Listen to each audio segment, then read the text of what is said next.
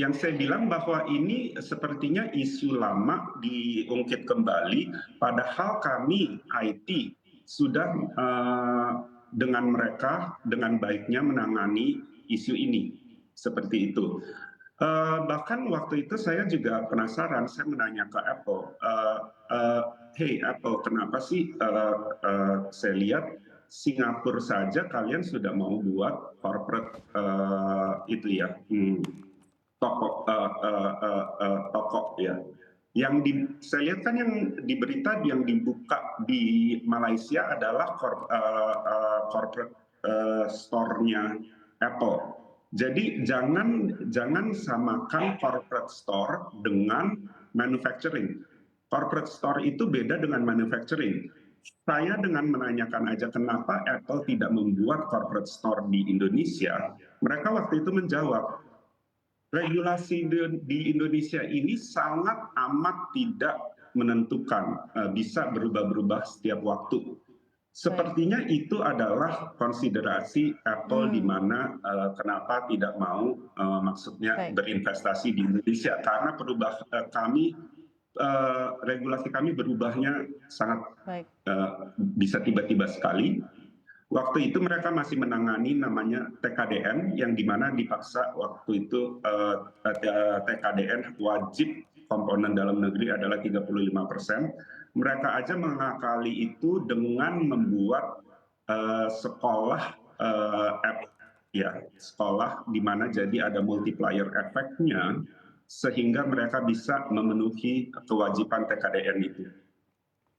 Jadi Anda melihatnya memang, lebih ke isu mengenai governance di Indonesia. Mas Javin melihatnya seperti apa dalam hal jadi memang tadi juga sudah Anda sampaikan, terima kasih banyak bahwa memang sudah ada komunikasi dan klarifikasi yang lebih jelas mengenai responsible mining practice yang sudah dilakukan ekosistem pertimahan di Indonesia dan sudah dikomunikasikan IT ke pihak-pihak seperti Apple dan lain-lainnya, berita yang begitu baik dan hal yang begitu baik.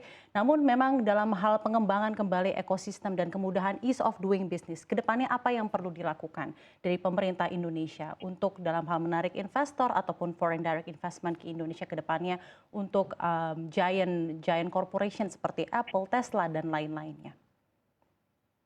Ya menurut saya sih terus terang harus ada kepala yang benar-benar bijak ya.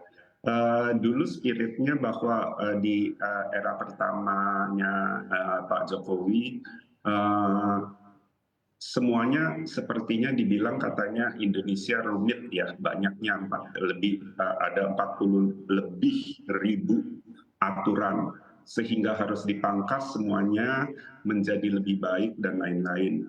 Akan tetapi yang disesali adalah kami perusahaan-perusahaan kok merasa makin lama makin lebih ribet malahan. Hmm, Sekarang AMDAL saja udah ada namanya AMDALNet, di mana AMDAL itu proses untuk mendapatkan AMDAL itu 150 hari kerja minimum sampai 270 hari kerja.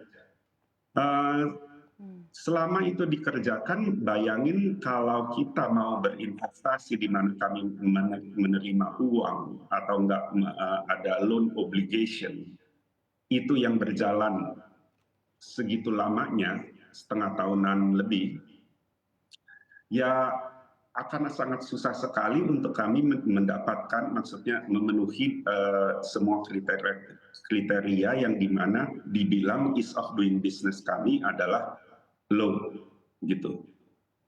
Makanya Baik. kenapa menurut saya kami masih stuck di angka 73. Tiga, dalam hal ease of doing business ya. Jadi dalam Ya, governance dan kemudahan untuk giant corporation, terutama global giant corporation untuk FDI di Indonesia.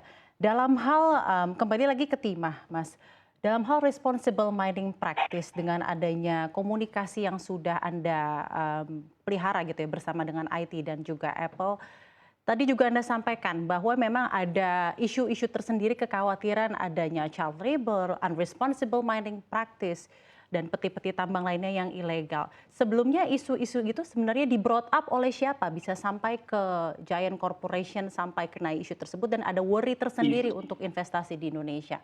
Waktu itu BBC Panorama yang membuat semua story ini, membawa semua story ini sehingga semua para electronic giants membuat yang namanya tadi saya bilang EICC, Electronic Industry Citizen Coalition, di mana mereka terus membuat tin working group.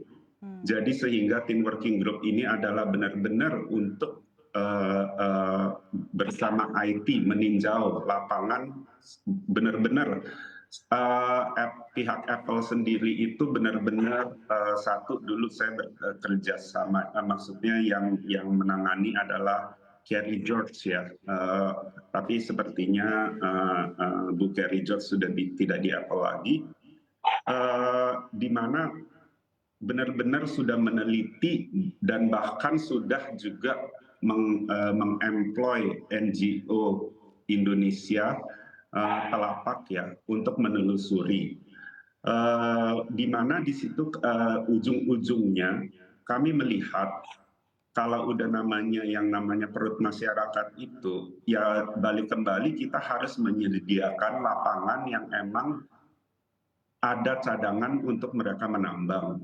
Makanya dari dulu saya bilang kalau kita tarik benangnya ini semua, benang kusutnya ujung-ujungnya di mana? Ujung-ujungnya adalah maksudnya di zonasi, di tata ruang. Itu semua harus benar-benar ditinjau kembali lagi, di mana cadangan kita yang berikutnya. Jadi semuanya boleh dibilang sekarang yang dibilang hutan di Bangka itu udah bukan hutan lagi gitu. Jadi mestinya tata ruang ini benar-benar secara massal kami harus melakukan lagi cadangan kami itu what's the next gitu, next cadangan-cadangan sehingga kita bisa tackle problem itu semua. Dan di mana kami harus melakukan restorasi segera atas lahan-lahan kritis itu. Kami sudah membuat banyak usulan-usulan dan sebelumnya sepertinya saya juga waktu di antara 2014 sampai 2016 sepertinya Pak Seto juga masih di Menko Polhukam ya, saya ingat kami menghadap beliau, di mana kami juga sudah mengeluarkan, maksudnya